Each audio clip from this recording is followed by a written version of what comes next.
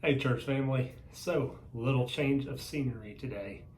I'm at work in my office, and do not worry, I'm on lunch break. But what better time than to get into God's Word while at work? So, you know the drill. Go ahead, pause the video, read chapter 43, and we will dive straight in. All right, so hopefully you're coming back from reading chapter 43. Now this chapter is a little bit shorter, and overall it's more narrative driven. So we don't have tons that we have to unfold, but we're obviously going to dive deeper into that. So let's go ahead and get started. So 1 through 2. Now the famine was severe in the land, and it came to pass when they had eaten up the grain which they had brought from Egypt, that their father said to them, "Go back, buy us a little food." So again, famine is still going on. Joseph knew that it was going to be a 7-year famine, okay? Probably no one else did except him and Pharaoh, of course. But the family, they had bought all this grain, and it's possible that they had this mentality of, okay, we're just in it for maybe a couple months, maybe a year. And now they're realizing, okay, this is worse than we thought, and we're starting to run low on our rations. So we're gonna have to go buy some food again. Now, do you remember from chapter 42, on what condition can they go back? They gotta have Benjamin. So that's what we're about to dive deeper into. So 3 through 5. But Judah spoke to him, saying, "The man warned us, saying, 'You shall not see my face unless your brother is with you. If you send our brother with us, we will go down and buy you food. But if you will not send him, we will not go down.' For the man said to us, 'You shall not see my face unless your brother is with you.'" So we kind of see Judah stepping up to the plate, taking on a leadership role. And he remembers the warning. You got to have Benjamin. You got to have your youngest brother with you, or else you're not going to get anything from me. 6 through 7. And Israel said, "Why did you deal so wrongfully with me as to tell the man whether he had still another brother?" But they said, "The man asked us pointedly about ourselves and our families, saying, 'Is your father still alive? Have you another brother?' And we told him according to these words. Could we possibly have known that he would say, 'Bring your brother down'?" And so we have their father here going, "Look, why did you have to dig such a deep hole? Why couldn't you have just gotten grain and come back? Why did y'all have to make this difficult on me?" And here we have him kind of explain to him, like, "Look, we didn't realize that this Egyptian official would be so interested in us. We're scum to them. We're Hebrew scum to the Egyptians.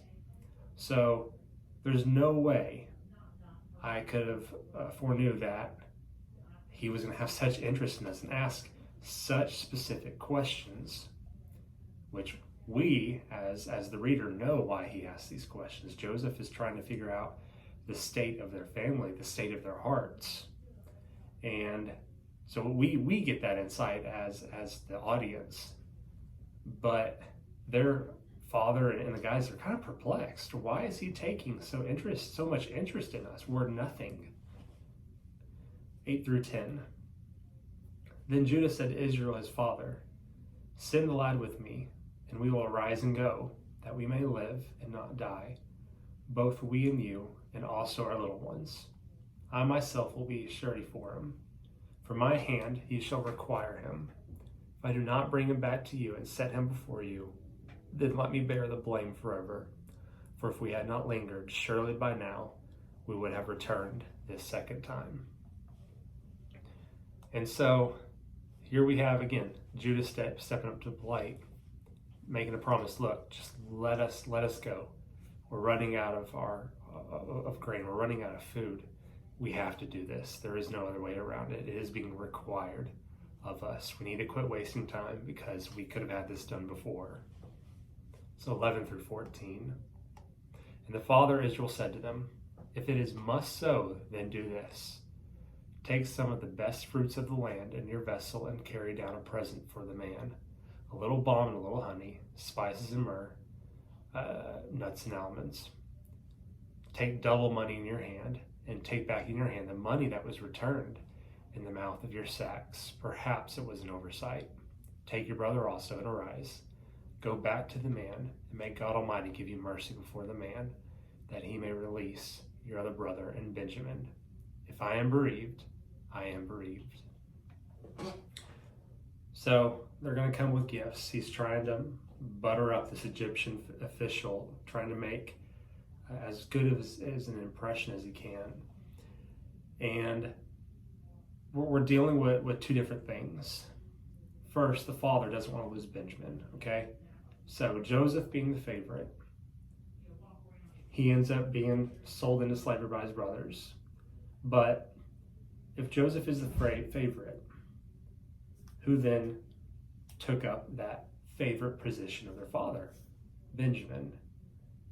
So here we have their father scared, completely terrified that he's going to lose Benjamin now.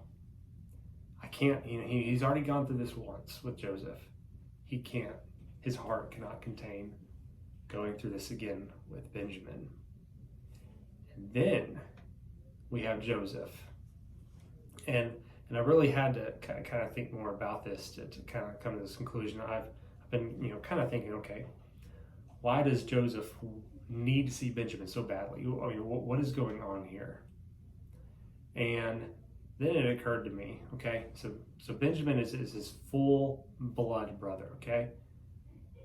So for the rest of Joseph's brothers, that for them to sell Joseph off into slavery, for them to want to kill him, get rid of him, just because he was favored, just because he was the favorite son, because he had so much there was favoritism. So rightfully so, Benjamin is going to become a favorite. So here we have Joseph going, how are my brothers who did this to me, how are they going to treat Benjamin? Maybe they're actually going to kill him this time, because they couldn't stand me being the favorite. So what happens when Benjamin becomes a favorite? Are they going to have a change of heart? Or are they going to succumb to their sin even more? So that's the thought process here. That's why Joseph needs to see his brother so badly. He's got to confirm that he's okay, and that his brothers truly did change their hearts, did change their ways. 15 through 18. So the men took that present in Benjamin, and they took double money in their hand, and arose and went down to Egypt. And they stood before Joseph. When Joseph saw Benjamin with them, he said to the steward of his house, "Take these men to my home, and slaughter an animal and make ready, for these men will dine with me at noon." Then the man did as Joseph ordered, and the man brought the men into Joseph's house. Now the men were afraid, because they were brought into Joseph's house, and they said, "It is because of the money which was returned in our sacks the first time that we are brought in, so that he may make a case against us and fall upon us to take us as slaves with our donkeys." So here we have, again, these Hebrew scum, okay? We have to emphasize the racial tension between the Egyptians and the Hebrews. Okay, it was unimaginable. They were no better than dirt to the Egyptians. And so, first of all, they were already being considered as spies from Joseph. Remember how this is kind of a fear factor he put into them. So not only are they going from being thought of as spies to end up having all their money returned in their sacks, and now they're being brought into Joseph's house, his personal residence. Okay, this has got to be freaking them out. In fact, that mean, it says that they may, they're worried that they'll be taken as slaves and with our donkeys, but the ultimate fear was, okay, this is the end. He's going to kill us here. He's got us to himself. We're all dead because this Egyptian has taken too much interest in us, and it has not been a good interest. We've been nothing but suspect this entire time. So 19 through 23. When they drew near to the steward of Joseph's house, they talked with him at the door of the house and said, "O sir, we indeed came down the first time to buy food, but it happened when we came to the encampment that we opened our sacks, and there each man's money was in the mouth of his sack, our money in full weight. So we have brought it back in our hand. We have brought down other money in our hands to buy food. We do not know who put our money in our sacks." But he said, "Peace be with you. Do not be afraid. Your God and the God of your father has given you treasure in your sacks. I had your money." Then he brought Simon out to them. So they're going to the house, and the steward is there, and immediately they're going, "Okay, look. Before you do anything to us, please, let us explain. Let us explain about the money." And now the steward is telling them, "Look, it's okay. This was planned. You're fine. This was treasure in your sacks." So he's trying to just kind of calm them down. And then Simon is brought out to them. Now, if I'm honest, I'm not exactly sure how much time has elapsed between when they returned back home to this point. So it could be a couple weeks, it could have been a couple months, could have been a year. I don't know. I feel kind of bad for Simon, but I can also guarantee that Simon was being taken care of, because that was, at the end of the day, Joseph's brother. So we can be reassured of that at the very least. So 24 through 26. So the man brought the men into Joseph's house and gave them water, and they washed their feet, and he gave their donkeys feed. Then they made the present ready for Joseph's coming at noon, for they heard that they would eat bread there. And when Joseph came home, they brought him the present which was in their hand into the house, and bowed before him to the earth. So they're bringing their gifts, and again, going back to the dreams that Joseph had of his brothers bowing down before him. This foreshadowing, this divine foreshadowing from God himself, again coming true a second time, having his brothers bow down before him. It's 27 through 30. Then he asked them about their well-being and said, "Is your father well? The old man of whom you spoke, is he still alive?" And they answered, "Your servant our father is in good health. He is still alive." And they bowed their heads down and prostrated themselves. Then he lifted his eyes and saw his brother Benjamin, his mother's son, and said, "Is this your younger brother of whom you spoke to me?" And he said, "God be gracious to you, my son." Now his heart yearned for his brother. So Joseph made haste and sought somewhere to weep, and he went into his chamber and wept there. So Joseph is now getting this confirmation. Benjamin's okay. He's still alive. And he's being treated well. And it's this overwhelming weight that is able to lift off of Joseph's shoulders, because he's finally reassured of his brother Benjamin. He finally knows my brothers, my other brothers, that they have changed. That they didn't succumb to their sin. They didn't try to take Benjamin down as well. He's still okay. And so further validation of Benjamin's safety, but also further validation of his brothers at their change of heart, seeing that Benjamin's okay. So 31 through 32. Then he washed his face and came out, and he restrained himself and said, "Serve the bread." So they sat him a place by himself, and then by themselves, and the Egyptians who ate with them by themselves, because the Egyptians could not eat food with the Hebrews, for that is an abomination to the Egyptians. So it's dinner time, and again, we talked about the racial tension between Hebrews and Egyptians.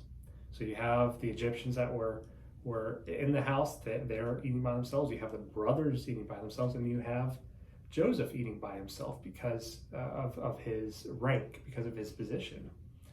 So everyone's in groups. So 33 through 34.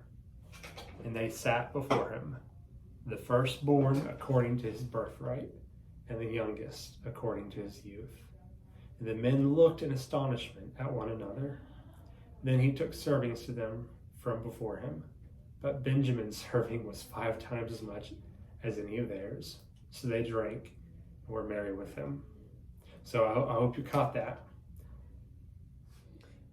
They were organized firstborn to the youngest. And so it's almost like Joseph is trying to drop hints. He organized all the brothers, all 11 brothers, oldest to youngest. And it says that they were filled with astonishment. And so, again, it's almost like he's just dropping hints. And then it says that Benjamin was given 5 times as much as any of theirs. And I was a little confused. And so one thought is that it was almost like a final test, basically. How would the brothers react when Benjamin was favored more so than them? Again, trying to further verify this change of heart within the brothers on Joseph's part. So that was chapter 43, and I really hope you all enjoyed it. Stay tuned for the next video. Thank you.